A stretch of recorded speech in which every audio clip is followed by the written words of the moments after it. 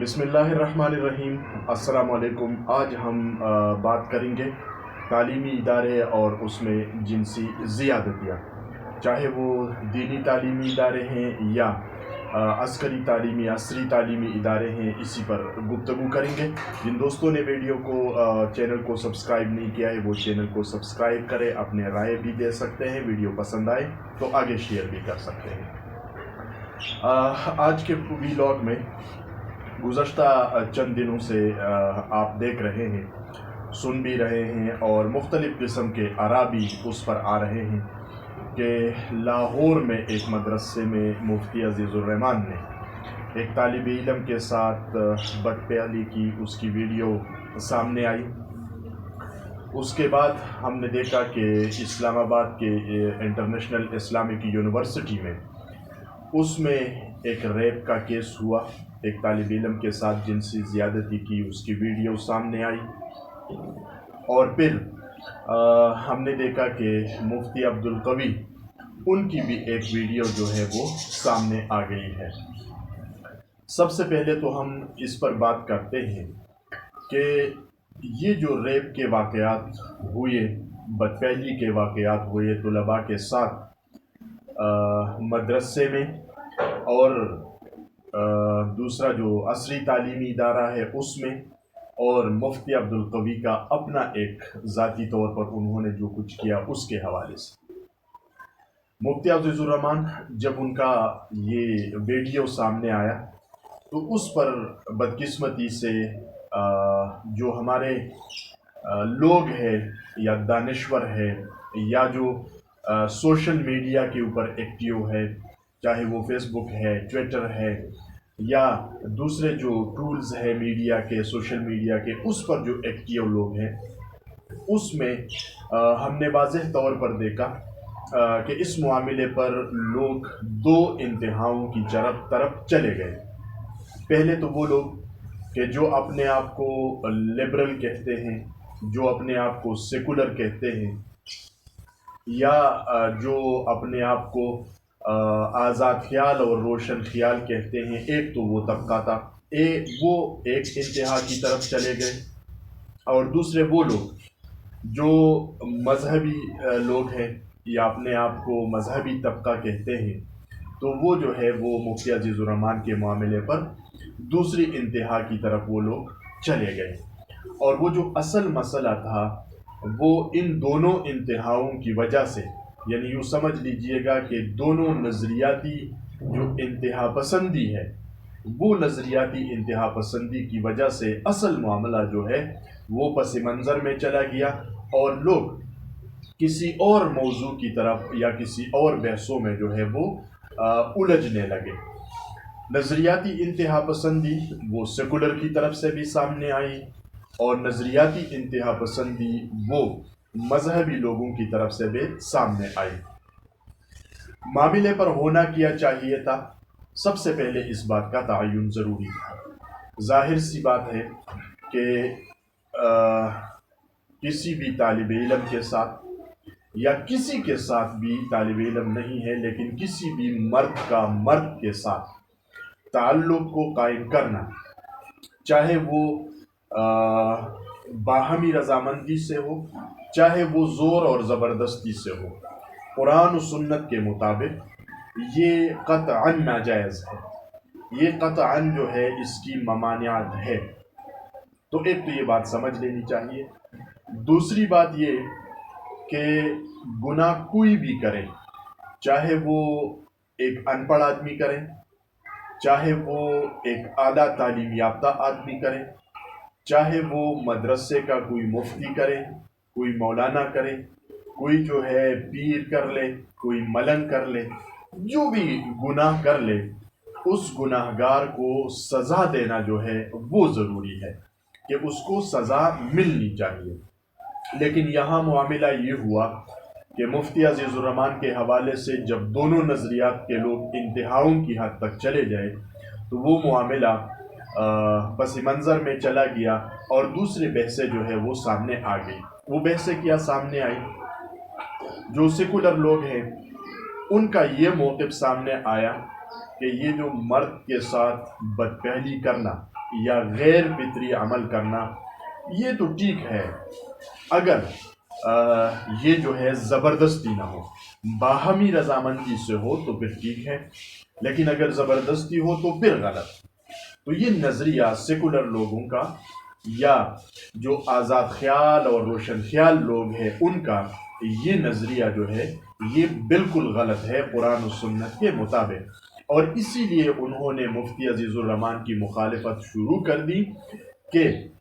انہوں نے یہ سب کچھ زبردستی کیا تھا، اس طالب علم کو بلیک میل کیا تھا، لہٰذا سیکولر لوگ، آزاد خیال لوگ، وہ جو ہے وہ اس انتہا پہ چلے گئے کہ اگر یہ چونکہ زبردستی ہوا ہے تو لہٰذا مفتی عزیز الرحمان کو سزا دینا لازم ہے۔ اس کے برعکس دوسرے لوگ، لیکن ان کا یہ نظریہ کہ باہمی رضامندی سے یہ پھر گناہ نہیں ہے، یہ پھر غلطی نہیں ہے،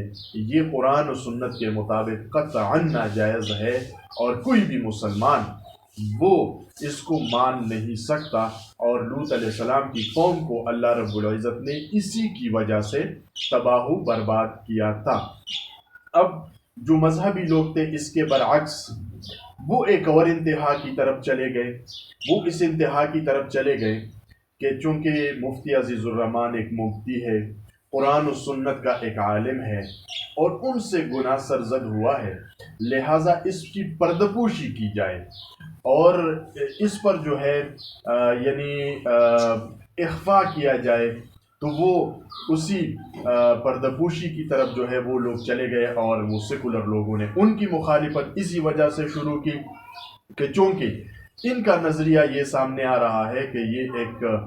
مفتی سے یہ فعل سرزد ہوا ہے، ایک عالم سے یہ فعل سرزد ہوا ہے، تو یہ جو ہے اس پر پردہ ڈالنے کی اب کوشش کر رہے ہیں، تو ایسا نہیں ہونا چاہیے۔ تو مذہبی لوگوں کی یہ جو رائے ہے یہ بھی قرآن و سنت کے مطابق قطعاً غلط ہے، یہ بھی قرآن و سنت کے مطابق قطعاً ناجائز ہے، اس لیے کہ قرآن و سنت میں کہیں پر بھی یہ نہیں لکھا ہوا ہے کہ اگر کوئی ایسا شخص جو امیر ہے، مالدار ہے، تقوادار ہے، متقی ہے، اعلیٰ تعلیم یافتہ ہے، اور وہ کوئی گناہ اس سے سرزد ہو جائے، کوئی غلطی ان سے سرزد ہو جائے، تو اس پر پردہ پوشی کرو، اس پر جو ہے پردہ ڈال دو، اور اس کو سزا نہ دو اس لیے کہ وہ دین کا بہت بڑا عالم ہے، وہ بڑا مفتی ہے، وہ اعلیٰ تعلیم یافتہ ہے، وہ تو پروفیسر ہے، وہ تو ڈاکٹر ہے، وہ تو ایم پی اے ہے، وہ تو ایم این اے ہے، وہ تو سینیٹر ہے، وہ تو جناب علی گدی نشین ہے، تو ایسے لوگوں کو، وہ تو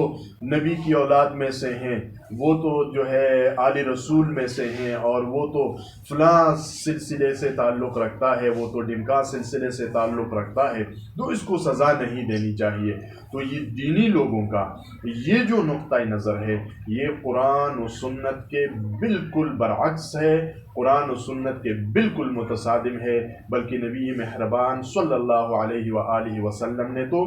یہاں تک ارشاد فرمایا تھا کہ اگر فاطمہ بنت محمد صلی اللہ علیہ وسلم بھی گناہ کرے، یعنی چوری کرے، تو اس کا بھی ہاتھ کاٹا جائے گا۔ تو مفتی عزیز الرحمان وہ تو اس کے آگے کوئی چیز ہی نہیں ہے، لہٰذا پھر اس کے بعد وزیر اعظم عمران خان صاحب کا ایک بیان آیا، اور اس بیان میں انہوں نے یہ بات کہی کہ جو مختصر لباس ہے وہ بھی ریپ کا ایک سبب ہے، تو یا یہ جو جنسی آوارگی یا زیادتیاں ہیں اس کے اسباب میں سے ہے، اس سے ملتا جلتا ایک بیان آیا۔ اس پر بھی لوگ دو انتہاؤں کی طرف چلے گئے، مذہبی طبقے نے اس کو واہ واہ کیا، ویلکم کیا، اور جو سیکولر اور آزاد خیال لوگ ہیں وہ اس کے خلاف ہو گئے۔ تو ظاہر سی بات ہے کہ یہاں بھی اگر ہم اعتدال کی راہ کی طرف آئیں، اور اعتدال کی بجائے اگر ہم قرآن و سنت کی طرف آئیں، تو یہ بات بالکل واضح ہے کہ گناہ کے لیے یا ریپ کے لیے یا غیر فطری عمل کے لیے اسباب کو جواز قرار دینا یہ قطعاً غلط ہے، یہ بالکل قرآن و سنت کے مخالف ہے کہ اگر توڑے لباس یا مختصر لباس خاتون نے پہنا ہے اور کوئی مرد اس کی طرف متوجہ ہوا یا عورت مرد کی طرف متوجہ ہوئی یہ مختصر لباس کی وجہ سے، تو تھوڑے سے نرمی کی جائے ان کے ساتھ یا ان کو سزا نہ دلوائی جائے، تو یہ قرآن و سنت کے بالکل برعکس ہے، مخالف ہے، یعنی اس کی بالکل کوئی جواز نہیں ہے۔ ہاں، یہ ایک الگ ایشو ہے، یہ ایک الگ معاملہ ہے کہ قرآن و سنت نے مرد کے لیے لباس کا ایک معیار مقرر کیا ہے، عورت کے لیے بھی لباس کا ایک معیار مقرر کیا ہوا ہے، اس کو فالو کرنا بحیثیت مسلمان وہ ہم سب کے اوپر فرض ہے، بالکل اسی طرح کہ جس طرح نماز فرض ہے، حج فرض ہے، روزہ فرض ہے، زکوٰۃ فرض ہے،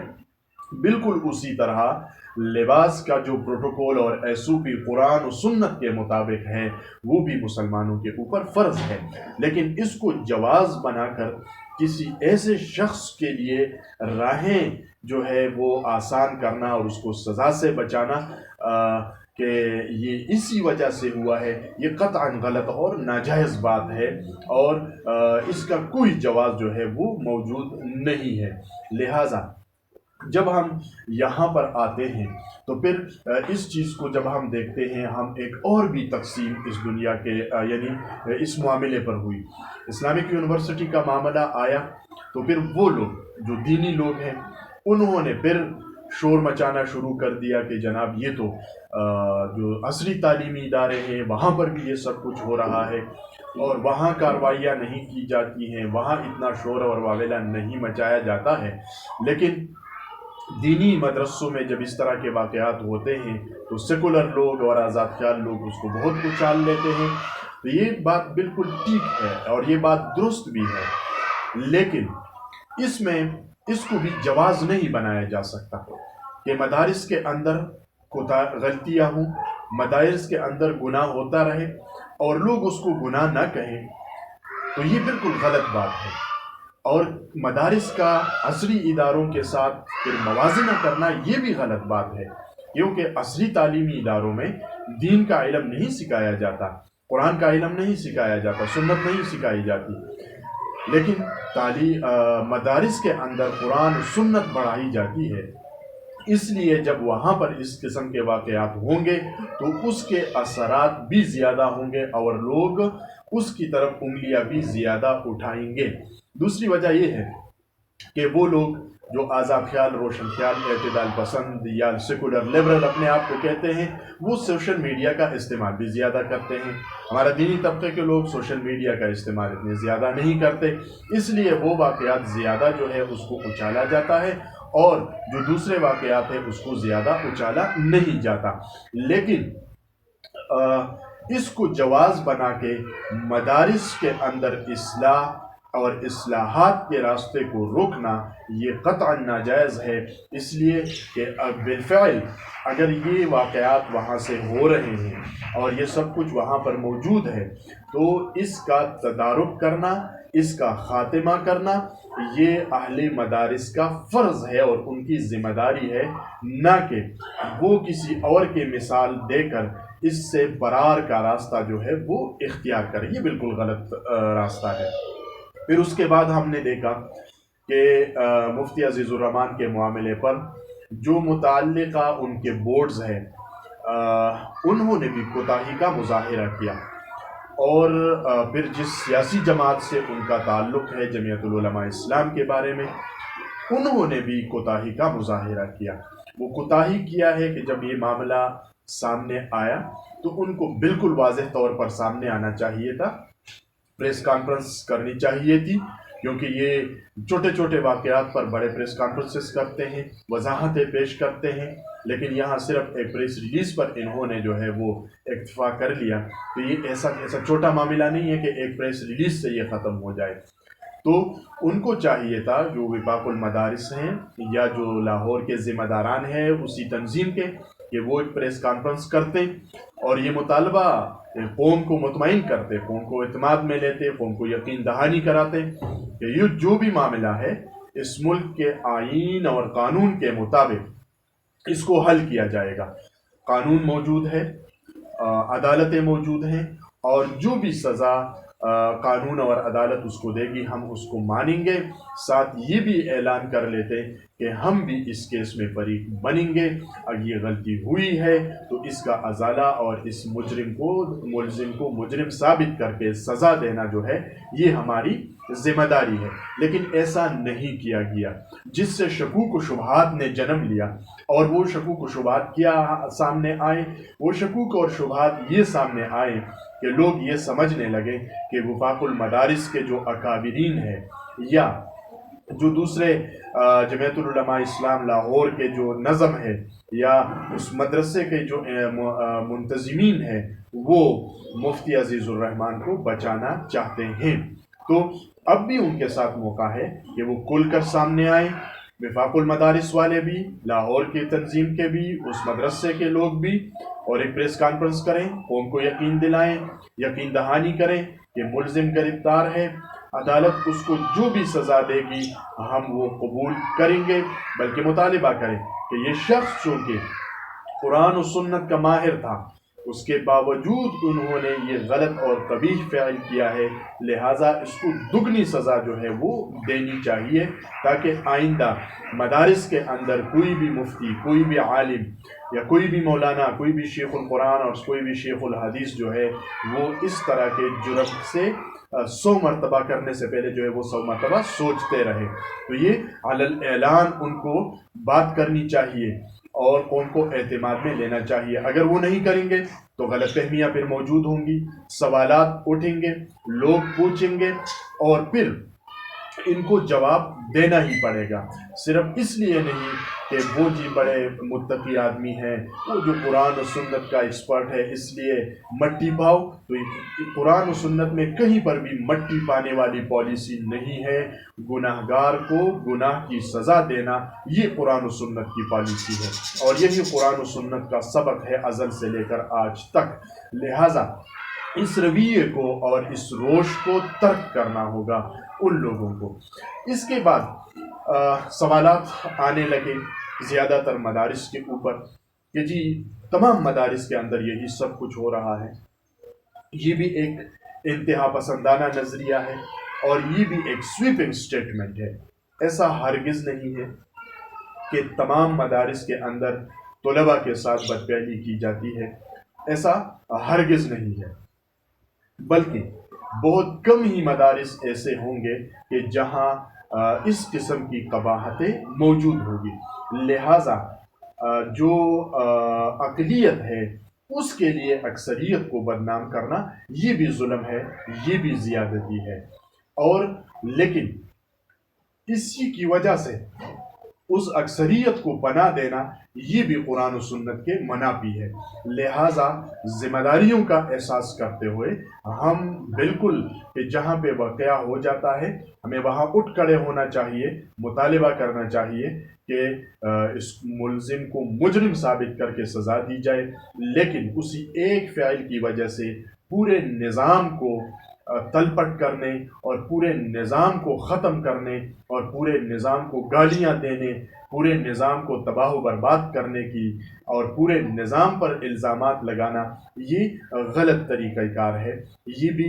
غلط رویہ ہے اور غلط روش ہے. لہٰذا ہمیں قرآن و سنت کے مطابق اور اعتدال کا رویہ اپناتے ہوئے، چاہے وہ عصری تعلیمی ادارے ہیں یا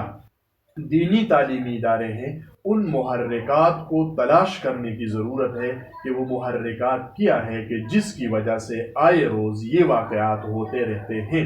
اور اس میں ایک بنیادی محرک یہ ہے کہ وہاں چیک اینڈ بیلنس کا کوئی نظام نہیں ہے، اور ایک دوسرا بنیادی محرک یہ ہے کہ سزا اور جزا کا کوئی نظام موجود نہ ہونے کی وجہ سے لوگ اسی طرح کے غلط افعال کر کے پھر وہ بچ جاتے ہیں. لہٰذا اس پر توجہ دینے کی ضرورت ہے. جن دوستوں نے ہمارے چینل کو سبسکرائب نہیں کیا وہ ہمارے چینل کو سبسکرائب کریں. ویڈیو پسند آئے آگے آپ شیئر بھی کر سکتے ہیں، اپنے رائے جو ہے وہ بھی آپ ہمیں کمنٹس کی صورت میں دے سکتے ہیں. اصغر خان عسکری کو اجازت، اللہ کے بعد.